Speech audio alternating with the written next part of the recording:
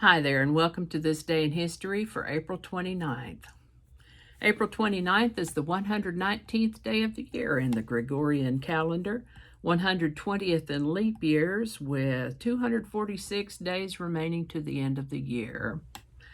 Today's word is sandwich. Sandwich is usually a noun, but it can also be a verb, and it's an eponym. As a noun, sandwich means two or more slices of bread or a split roll and a filling in between. It can also be one slice of bread covered with food. It's hard to choose just one, but I sure love me a grilled cheese sandwich. Yes, I do. There's also a definition for sandwich as a noun as something resembling a sandwich, like, for instance, construction materials put together. As a verb, sandwich can mean to make into a sandwich or as if a sandwich, as in sandwich those books together on the shelf, please, or we sandwiched all 5 kids into the back seat.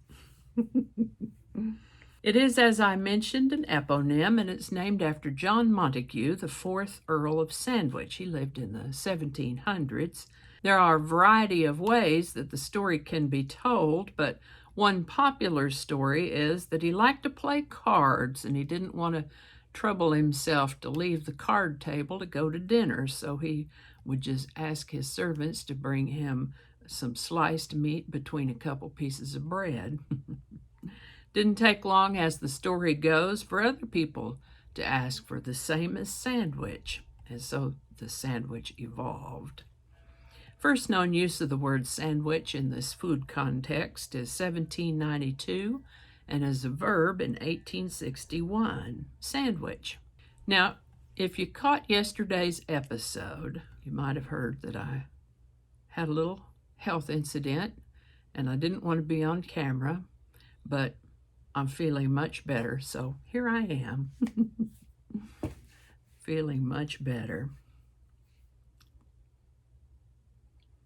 So let's get on with today's day in history. So with that, we're just going to jump right on into April 29th of 1429, when Joan of Arc arrived to relieve the siege of Orleans. They might say it Orléans in France, I don't know. Joan of Arc was a young woman in the 1400s, and she had a significant role in the 100 Years' War, for which she is considered a French heroine.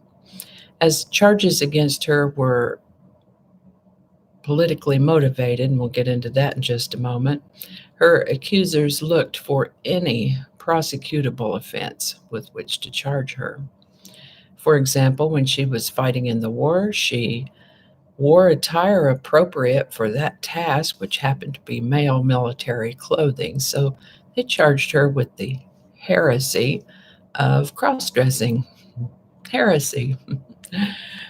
There's very much more to why she wore men's clothing, even in prison, but this is a family-friendly channel, so they did sentence her to death for her heresies, and unfortunately back then that was usually or often carried out by burning at the stake as a manner of execution. Interesting to note that her executioner said later that he feared that he would be damned for eternity for his part in her execution, as he felt that she was a holy woman.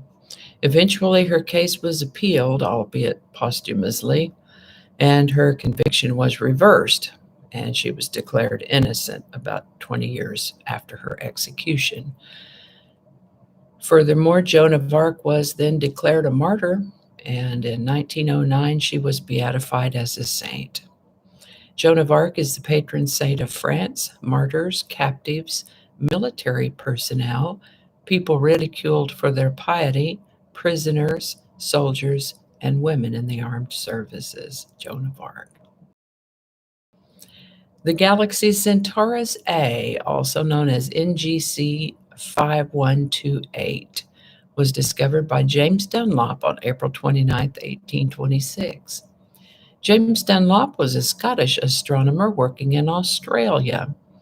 This galaxy is only visible from the lower portions of the northern hemisphere, and in the southern hemisphere, but it is the fifth brightest galaxy in the sky, so it's an excellent target for amateur astronomers, if you happen to be an amateur astronomer in those areas.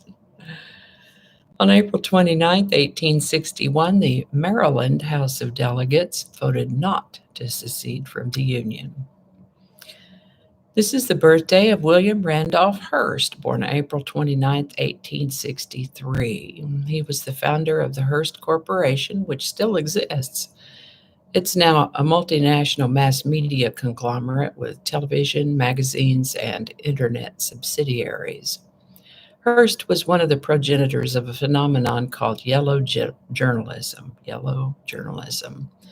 And the other progenitor of that was Joseph Pulitzer. These two men were in charge of competing New York newspapers and apparently had little to no scruples when it came to outrageous, sensationalist, hyperbolic headlines and, in some case, manufactured stories. Kind of sounds like some media outlets that still exist. There are several stories as to where the term yellow came from. Maybe they printed on yellow paper, maybe it was after the Yellow Kid cartoons, or maybe some thought their sensationalism was cowardly or yellow. I can think of some current day news, so-called news outlets that practice yellow journalism. But we're not here to talk about that. We're here to say that this is the birthday of William Randolph Hearst, who lived until 1950 when he died at the age of 88. April 29th, 1933 is the birthday of Willie Nelson. He wrote his first song at the age of 7, joined a band at the age of 10. He's written such greats as Hello Walls, Funny How Time Slips Away, and Crazy. Remarkable human being, Willie Nelson. He's still alive, still working as his health allows. He turns 89 today, Willie Nelson. And that's all I have right now. Thank you so much for watching. Give it a like if you enjoyed this video and consider subscribing if you haven't already. Feel free to share this video with a link in your email, messaging, or social media. If you enjoy this series, you can check out the playlist that includes these videos, and I'll put a link to that in the description. That description lives on YouTube, so for other platforms, I'll include the link to my blog page that will also have those links. My blog is called No Really. You can also find me on Rumble, Parler, BitChute, and Getter. All those links in the description. Alrighty, that's all I can think of right now. Thanks again, and I'll see you next time.